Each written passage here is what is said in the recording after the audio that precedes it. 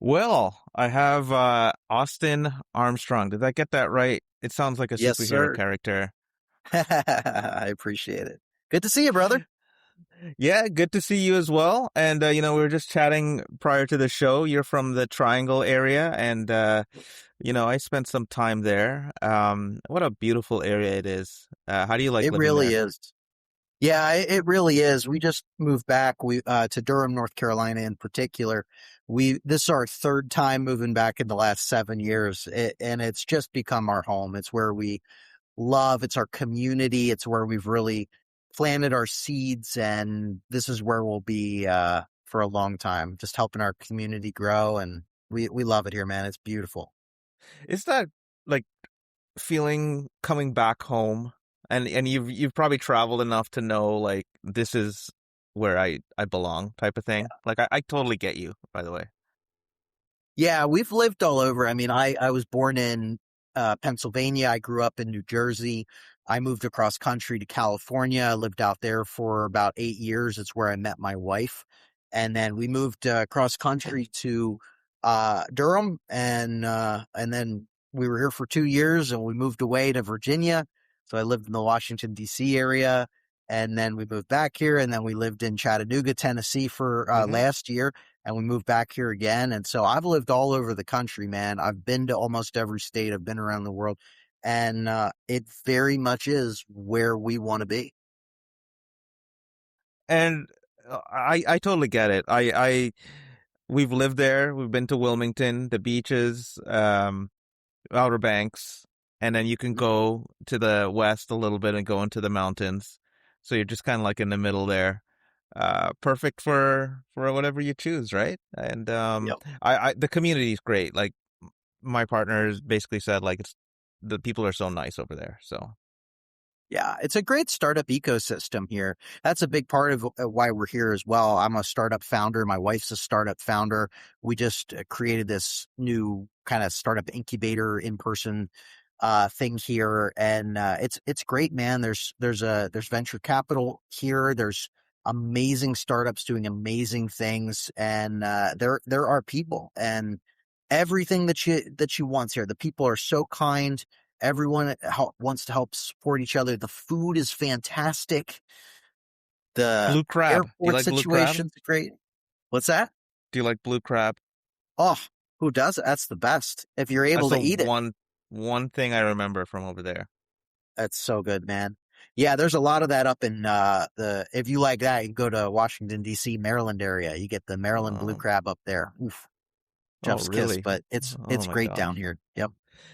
Yeah, and sorry I cut you off, but you were talking about like airports and infrastructure. I like IBM was Yeah. based out of there. That's where I was at the Mhm. time. So Yeah, I mean, it's just all of the modern luxuries. I mean, RDU Airport is fantastic. I mean, you can go direct to London right from here. You can go direct to basically any city in the United States.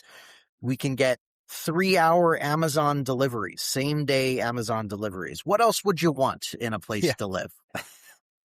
yeah, it really is a nice area. I just have so many good memories of there. So, Yeah. anyways, tell us about the startup community. Like, I seen what you've been doing. It's called the Bull House, Hmm. right? Yep. It is in Durham, or is it in Raleigh? It is in Durham, North Carolina. Yeah. It's amazing, man. Yeah. Um, the transparent answer is why we started Bull House was that both my wife and I are startup founders. We both have raised some money, and the startup ecosystem here was great, but it was really difficult to raise a significant round. And when it came time for my wife to actually raise her round and get her lead investor, we had to leave the state. We had to go out to Chattanooga, Tennessee. And we had a great time there. And we were really inspired by where we were. Shout out to Brickyard, Matt and Cam, the amazing ecosystem that they've built out in Chattanooga, Tennessee. And it's just startup founders working in this kind of collaborative space, co-working environment, but it's just for the companies that they invest in. It's full-time founders that are there 24/7, just building and being around people. And we wanted to bring some of that magic in our own way back here to Durham. And so it's kind of a combination of that. I'm writing small checks to startup founders that have an unfair advantage of being headquartered here in the Triangle. We have a small event space, so we're doing educational programming and hosting dinners, kind of startup focused dinners to network and whatnot, and giving free co-working space to the companies that we invest in, free PO boxes, dedicated podcast room that I'm recording out of right now, and mentorship to help them and just celebrate startups. So it's an amazing thing that we created. We just launched it, had our grand opening last month. It's been amazing. Over 100 people came. That shows you the power of the startup community. We launched it during Raleigh-Durham Startup Week, which is an amazing event where about 3,000 local startup founders or aspiring founders and venture capitalists and investors all come together to just celebrate the startup ecosystem, talk about what they're working on, the changes in the landscape, how to raise, how to go to market, how to hire the right people. And it's amazing. We've been so blessed so far with the opportunities that it's created. How I in the last 48 hours, I've met with about 5 people here in person that are just interested in what we're doing and seeing how we can collaborate together, doing joint events together, because all of us here believe in the startup ecosystem so heavily. I honestly believe that the Triangle is one of, if not the most underpriced, undertapped startup ecosystems in the entire country. And the biggest problem that we've been facing here is that there's so much talent here that comes in from schools, from Duke and UNC and NC State, or that they come out of the pipeline of corporate from companies like IBM or Red Hat, or there's large startups now like Pendo, and there's amazing people here, and they think that they need to leave. They don't even recognize that they can stay here to start their startup and grow and have their HQ here in the Triangle. It's not even in the mind. I was been talking to a couple people about this. And that's exactly what we wanted to change with this, is just show them that you can headquarters here. We will help you get those coastal VC investments and go to market so that you can be here in such an amazing ecosystem and community that has every benefit, plus the cost of living is great here. So I'll end my rant there, but that's what we're doing. That's what we started. And that's kind of my passion behind Bullhouse.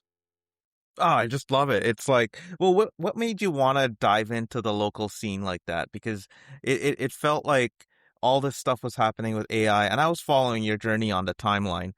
You're a big poster, and you share things, I think, on LinkedIn, Twitter, as far as I know, and it felt like other places, other cities around the world. One that I'm familiar with, like the Waterloo, Toronto area, they're all going local, and there's that big trend of local, and Yeah. you were right on it, like right on it, like enough so that you're like, I'm investing in this. I'm delivering a place where people can go, and here's a real physical place. What Yeah. made you want to do that with such conviction?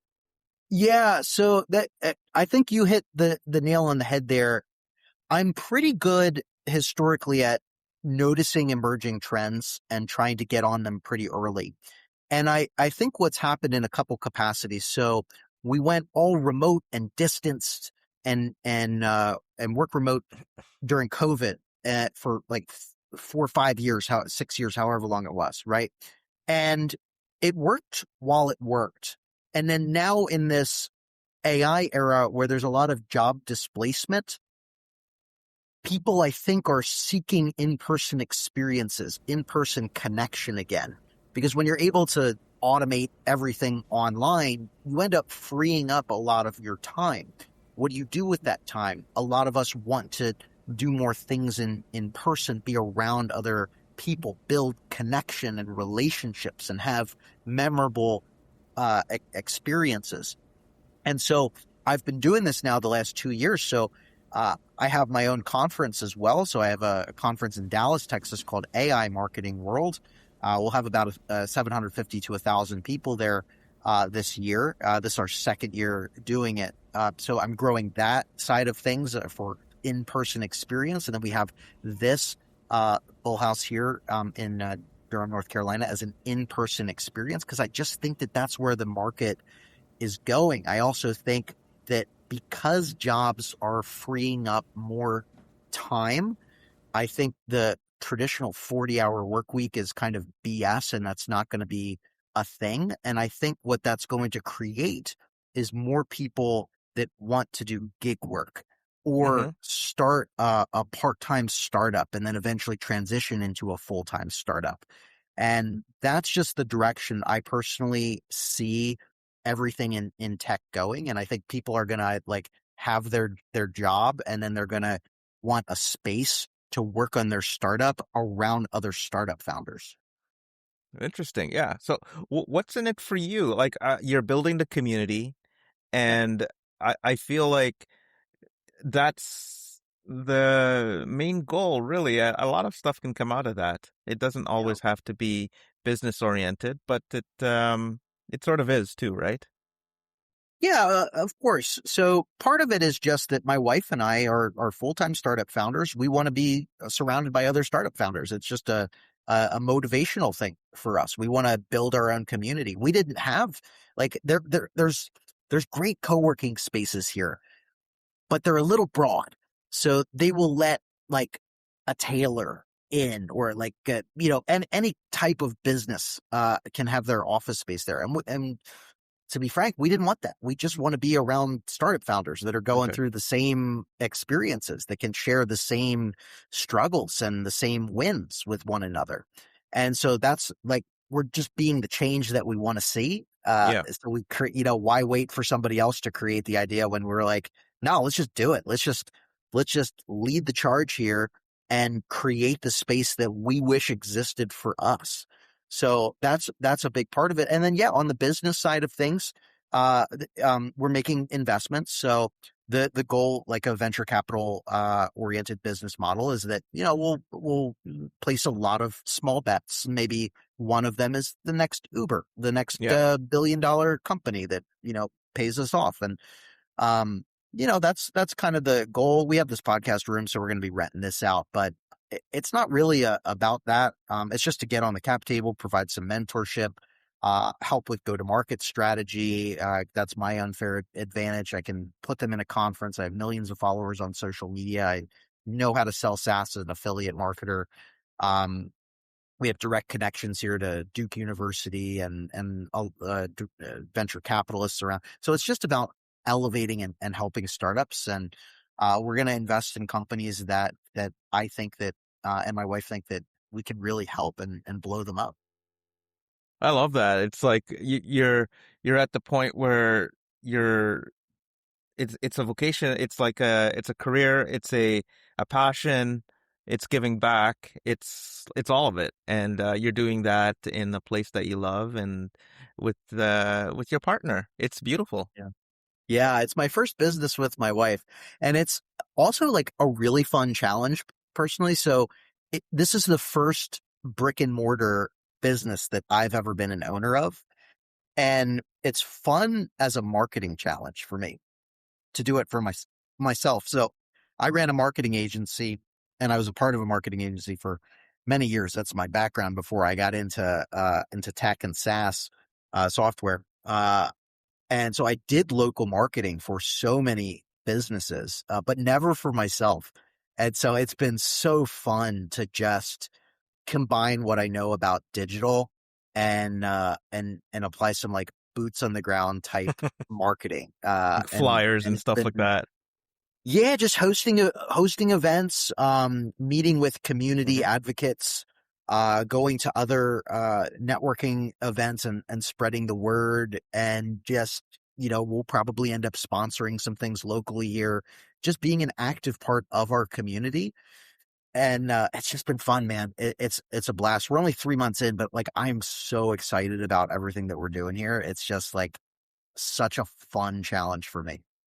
And the thing about having your own space is like you can have this space for special events. You can do events Yes. marketing. Yeah. You can do all sorts of stuff now. So Yeah. I'll tell you another like benefit too, which is cool, is I've worked remote from a home office for like 8 years. I went remote pre-pandemic. And so this is a really cool separation of work and personal that I haven't had in a long time.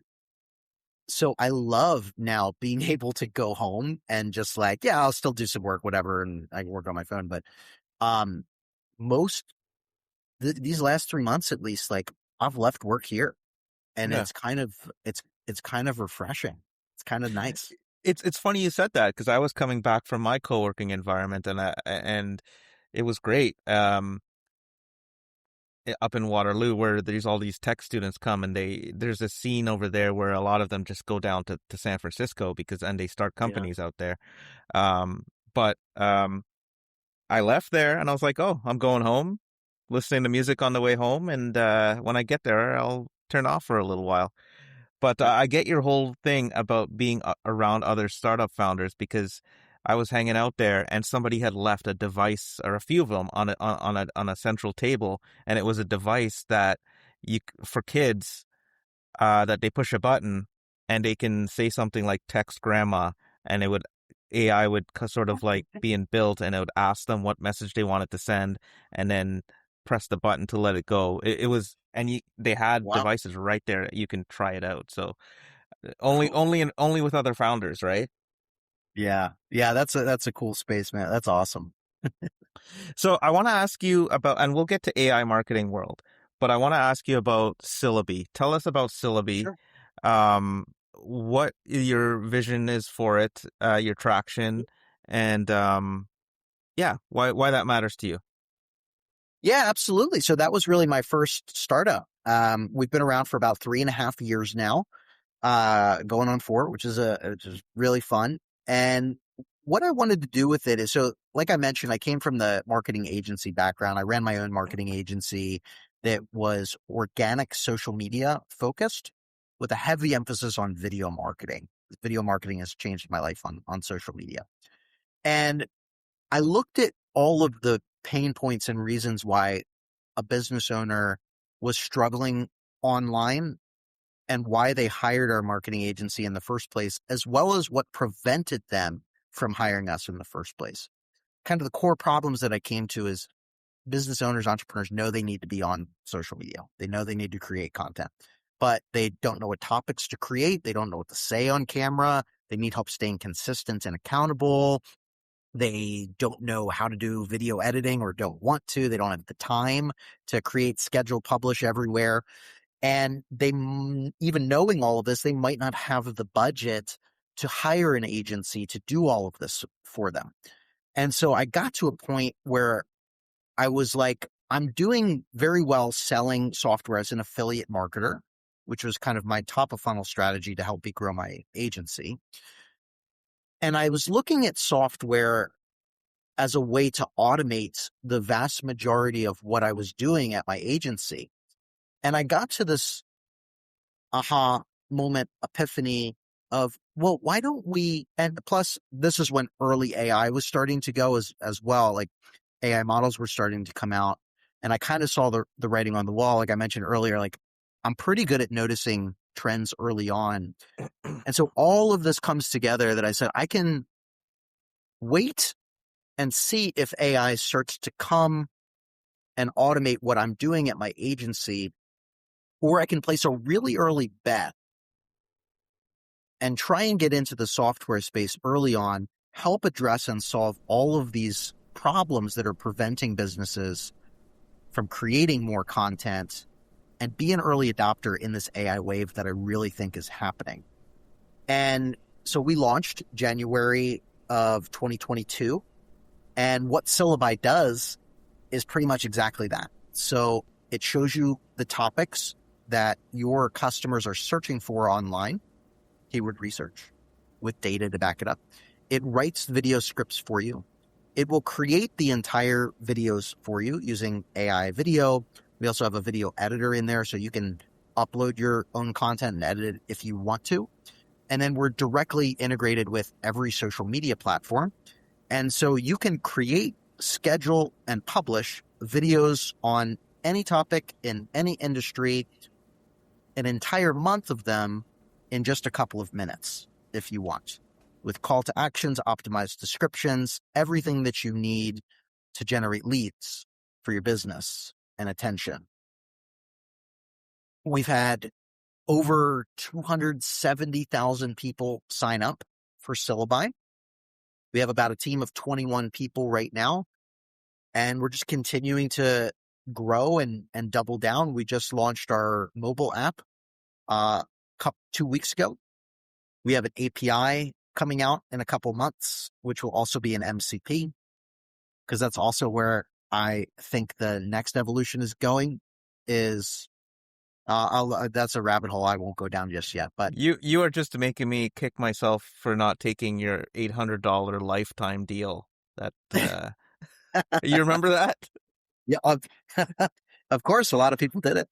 Yeah. But yeah. So that's what Aloomii does. My whole mission with it, to just summarize, I don't care how you create videos. I just want to help you create more videos that actually make an impact in your life and your business. That's why I created Aloomii, and it's been an honor to help many, many thousands of people create videos.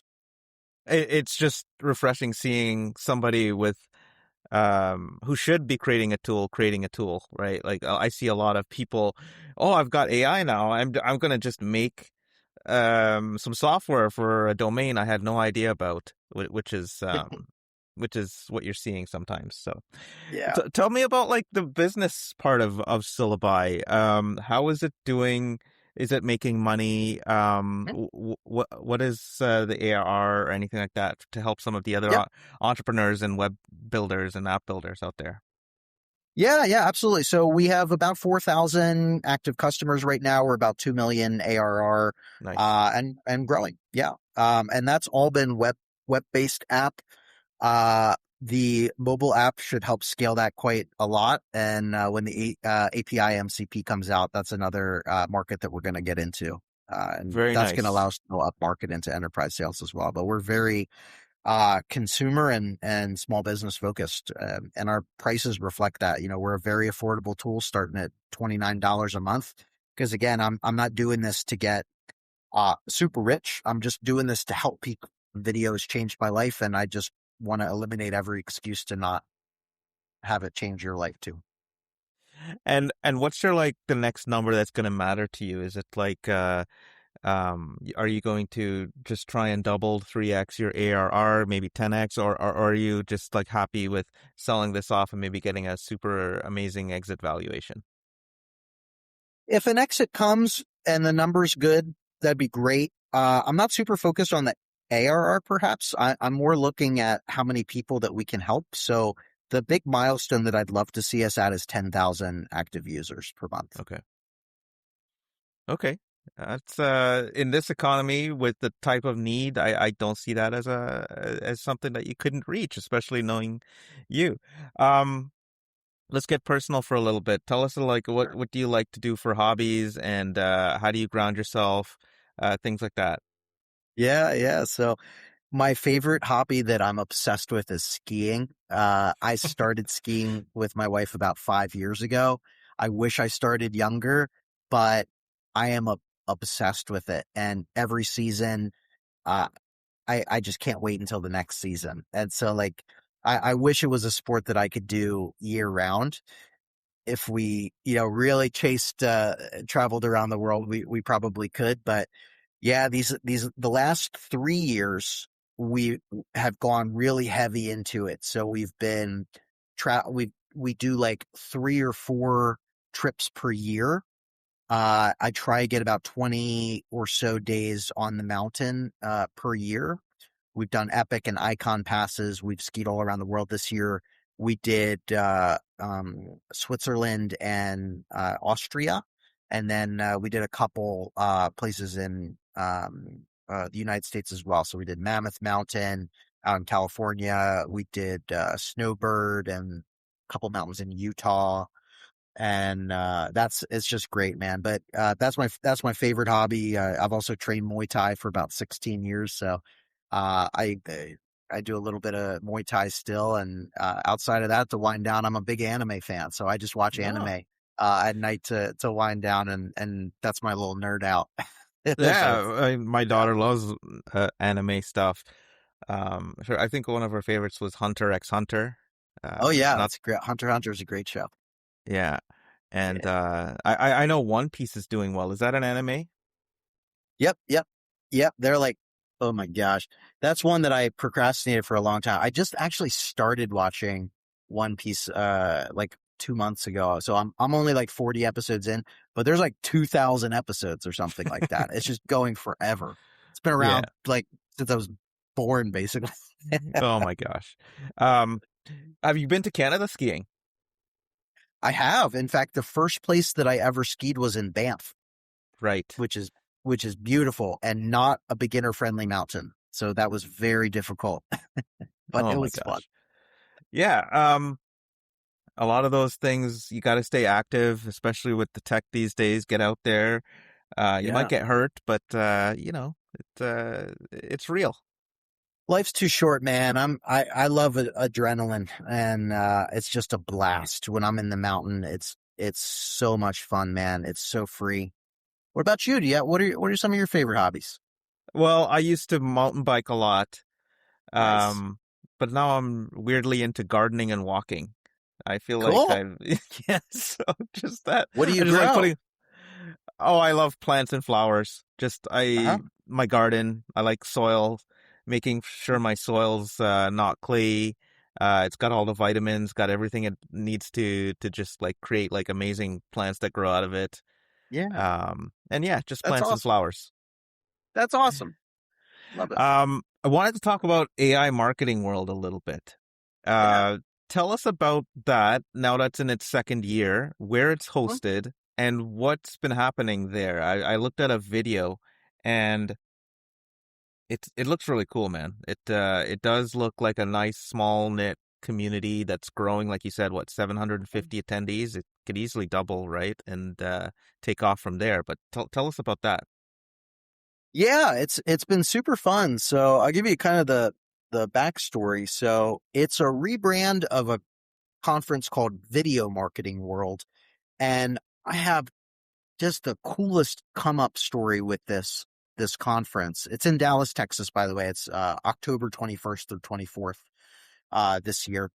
And so in 2019, when I just was starting my agency and pivoting from being an employee to being a full-time entrepreneur, I had gone to this conference and learned a lot, applied a lot, and started to grow my personal brand, particularly on TikTok in early 2020.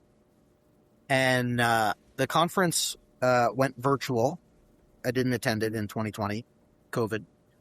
Um, and then they brought it back 2021, and I cold cold messaged the founder of the conference and said, "Hey, I love this conference. I attended in 2019. I learned a lot. I applied everything. I noticed that you don't have a TikTok for business speaker on the conference. It's a dream of mine to become a professional speaker. If you are interested, I would love to have my shot." Long story short, he invited me to lead a TikTok for Business panel that year at 2021. I took it very seriously. And then I was invited back to be a keynote speaker on TikTok for Business in 2022. It was amazing. I got awards and just continued to grow. My personal brand continued to grow across the board. 2023, another conference that's a competitor moved in same weekend and crushed it and shut it down. And so 2023 and 2024 the conference video marketing world didn't happen. Hmm. It was just on hiatus. My personal brand continues to grow. Over the years, I had pivoted to AI, grew massive following. I now have about 5 million followers across social media, largely in the AI space.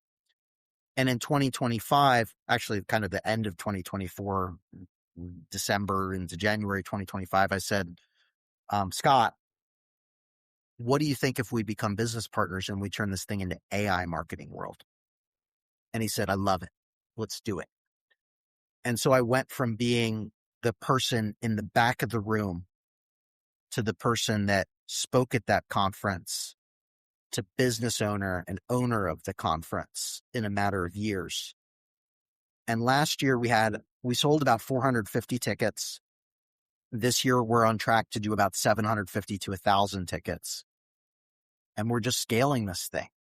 So my vision for it, it's a combination of it's kind of a blend of the traditional marketing kind of conference that's existed and the tech startup trade show side of things. Heavy emphasis on pitch competitions and physical products. And so we actually own 5 robots that are a Oh, part of wow. the conference as well. So we own 3 humanoid robots and 2 robot dogs. And so last year we had an amazing startup pitch competition. We're doing that again. And it's just this hybrid of an amazing marketing conference with sessions that are deep. So you go to like a tech trade show conference, they're like sometimes 20-minute talks that are just surface level. You really don't get much value out of them, to be honest. Marketing conferences, you get a lot of tangible, actionable value. But then in the vice versa, that's really all marketing conferences have ever had. And I have been in the startup space for a long time now. I love the startups that have booths and are demoing their products and, showcasing what they're actually working on and being able to walk around a trade show floor and test the latest technology and physical wear Right. of VR headsets, play with the cutting edge robots. And so that's ultimately what we're doing. So it's aimarketingworld.co is the website, aimarketingworld.co. It's in Dallas, Texas, October 21st through 24th. Tickets are on sale now. They're discounted right now. And it's going to be a blast. So we continue to just grow and scale this thing. I want it to be the web summit for the United States. That's my Very, big very cool. ambitious goal for it. And if it does get that big, would you consider moving it out of the city, or is Dallas like your anchor? Yeah, I mean Dallas is a great center place for the United States because center country. It's a great travel hub. I'm not opposed to it. I'd love to bring either the entire thing or a satellite version of it to North Carolina in Okay. particular. So we'll see. It'll be in Dallas for at least the next 2 years because we're locked in with the hotel and venue to get the best deal there. So, but we're just going to continue to grow it. I mean, next year I'd love to hit 1,500, 2,000 people. Just continue to snowball it and continue to grow. And yeah, we'll see. Well, you've got Syllabi, you've got AI Marketing World, and you've got your own personal sort of stuff going on. What partnerships, like if somebody walked in the door and it was your dream partner, what would that kind of look like, and who would that be? Man, I've got so much going on right now. I don't even know. There's honestly a capacity issue. I probably wouldn't say yes. There probably wouldn't until I, exit out of Syllabi perhaps, or, maybe somebody that comes in, a big investor, and they're like, I believe in the Bull House mission. Here's, a lot of money to either make bigger check sizes and investments, or something that's been mentioned a couple times is a franchise model. I'm just like thinking and permeating that thought a little bit because as I've been building Bull House in public, a lot of people have said, oh my gosh, I wish this existed in my city. Right. And so that's interesting. It's still it's way too early to be thinking about anything like that, but that would be the only type of partner that I would probably explore at this point. Interesting. That is, I've seen more and more people doing that sort of model where I believe dinner is one of them, where they kind of set up a dinner. So, it's a problem that needs solving. And I Yeah. think like, on that note, like, is there a problem that you're not actively trying to solve for, but you wish somebody else would? What comes to mind is, again, back to local and in-person experiences. So a couple of the places that my wife and I have lived. So we have a dog. We're dog parents. There are uh, basically private membership dog parks that are like a third space with bar and sometimes food, enclosed area, enclosed, like fenced in area, membership fee. Uh, we've been members of multiple, and they're fantastic. It's a fantastic way to meet people. It's a fantastic way, after work, just take your dog, grab a beer, hang out with people for an hour or two, let your dog get the energy out, maybe get a snack or a bite to eat. But nothing exists here in Durham. And so that's another like down the road business idea that I don't like. It's a very dog friendly community here. And there's either a reason why it doesn't exist. Maybe the city's blocking it, or maybe just nobody has come up with the idea here yet. Like we see them spreading, but maybe that's a novel idea that just hasn't opened up here yet. And that's a real problem that I wish existed, just going back into the physical world a little bit. So when Hound House? Yeah. Hound House. That's a great name. That's a great name. There Yeah. you So if go. somebody wants to come in and help us fund and operate Hound House, I would be all over that too. Yeah, I owned a dog for probably about 15 years, or 14. He Hmm. died during COVID, and I was like, I'm sorry. no, it's okay. We've had him for a while. Once you've had a dog till the end and you see him go, and Mm. it's like you're at peace with it because you know he had a long life, right? So, Yeah. at Yeah. 15 and 14, that's what it is. But Yeah. I'm kind of like, uh, not really wanting to have another dog. It's like I'm enjoying my freedom, type of thing. Yeah. Because, well, that's how it is. One last thing before we go. I was really interested about the pivot between your agency and to the SaaS. Like what sort Yeah. of like looking back, talk about that and what did you glean from that? Yeah. So I'll get into it. It's a really good question. The other reality is I was burned out in Hmm. agency life. Agency is so hard because it's sometimes a hard sales cycle. It's not as hard as like enterprise SaaS, but it's an emotional roller coaster and it's very mentally taxing as well when you have a lot of clients that um are in different industries. So like I did addiction treatment marketing, and then we had some law firms and med spas and medical doctors. And then we also had some like e-commerce clients, and we also had some like backyard pond people. I'm sick of this. And it's very mentally hard to shift to the KPIs and the needs and what the target ICP of the brand and business is interested in. And sometimes the deliverables are a little bit different. And so it's just like mental shifting when you have 10, 15, 20 clients to do that on a daily basis. And then financially, you'll have really good months, 6-figure months, multiple 6-figure months, tons of profit. Everything's fantastic. And then contracts end and they don't renew. They're unhappy for whatever reason and they find an opt-out clause. whatever, and a key employee quits that's responsible for scheduling and posting all of the content. We've had that happen. Just, ugh. And then so like the next month is like, oh my gosh, am I going to be able to afford payroll this Hmm. month? And so just an emotional roller coaster. Plus I was in agency space for like 11, 12 years or something like that. And so I just got to a point where like I was burned out. I was looking for something else to do. I'm still very passionate about helping people, especially online.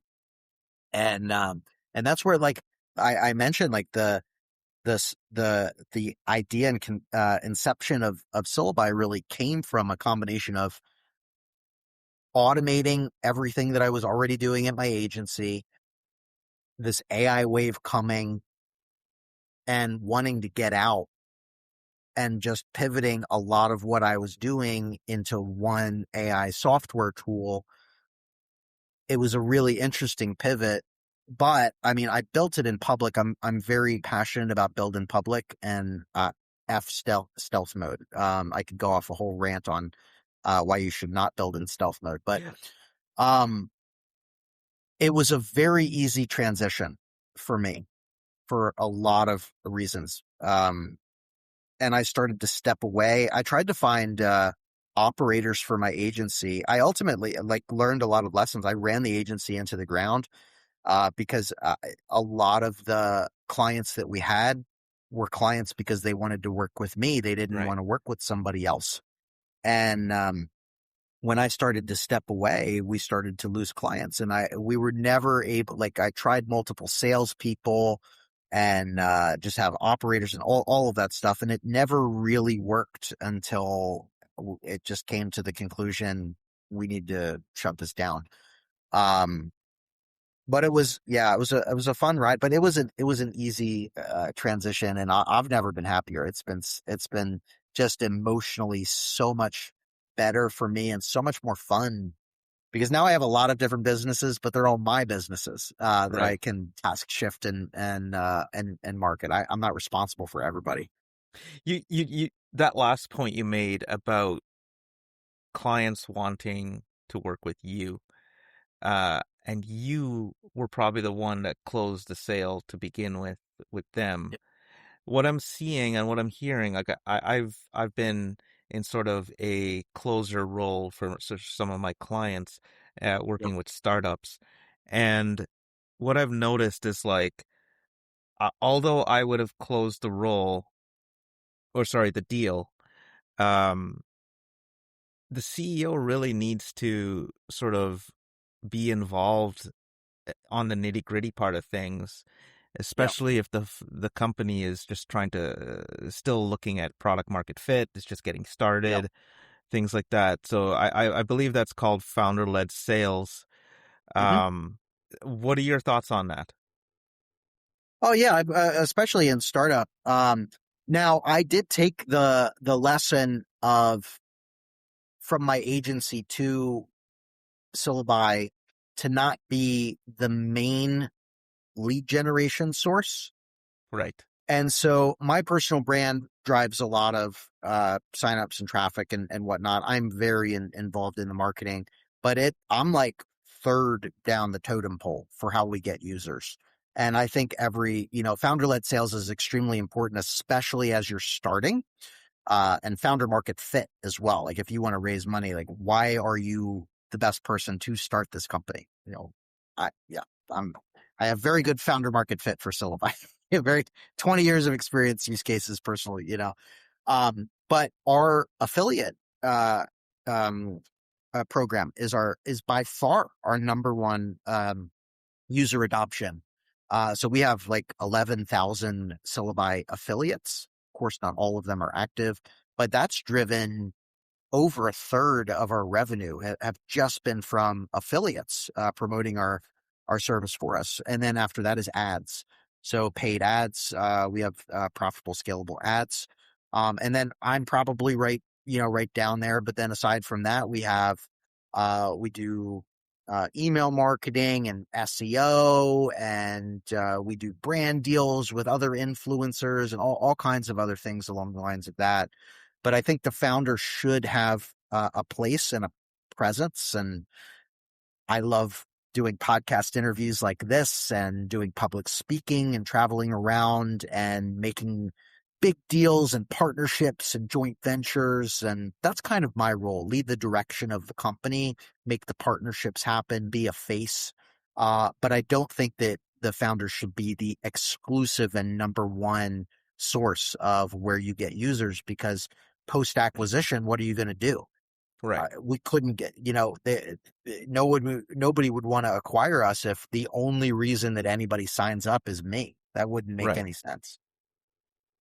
Yes. That absolutely makes sense. If you're out of, I would say, way past post revenue, right? Like, Yeah. so you're 20 deals in or something like that.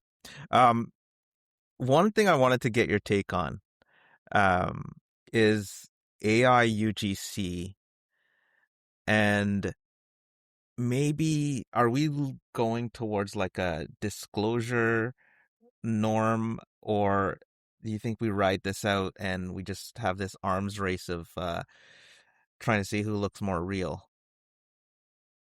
I don't know where you stand. I have pretty harsh takes on this. I am very anti AI UGC. I think it's unethical. I think it's basically illegal. The FTC has exclusively said that AI fake product reviews and AI reviews are an FTC direct violation. That came out in 2024. I was just reviewing it the other day. I love when anyone asks me this question.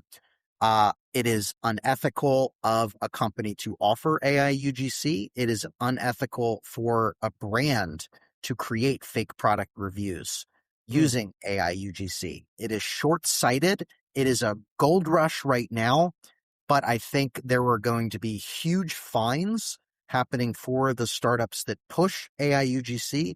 And I think companies that are using AI UGC to create fake product reviews are going to get fined as well. And they're going to lose all trust that they have in the marketplace. Don't do it. It's short-sighted. Yohann, I don't know if you own or a part of AI UGC. Sorry if you are on the opposite side of things. That's Well, just my honest, blunt opinion. okay, I take that. I like it from the storytelling point of view, um, not necessarily just giving a review. So that's where I stand. I think it's cool. I think it's a creative medium. Um, However, I agree with you on deliberately trying to mislead somebody is wrong. So Yeah. Yeah, because we see a lot of upload your image, choose a fake actor, create a TikTok video, drive sales. And it's an AI avatar saying, "Oh my gosh, I just got this new product and it's amazing. Look at it on me. You should buy this too. It's fantastic." Literally illegal. Don't do hmm, that. okay. Well, good to know. I love that you have such a strong opinion on that. Well, that's it from me. I had a really good time getting to know Austin Armstrong, the superhero, and also getting to know you as well. So thank you so much for Yeah. joining us on this episode. And I'm going to share and clip this and share it on LinkedIn and TikTok, where I have to are getting more and more views on there for some reason. It seems Yeah, I love like, it, man. yeah. Thanks, Austin, for coming on. I appreciate it. Thank you, brother. I appreciate you.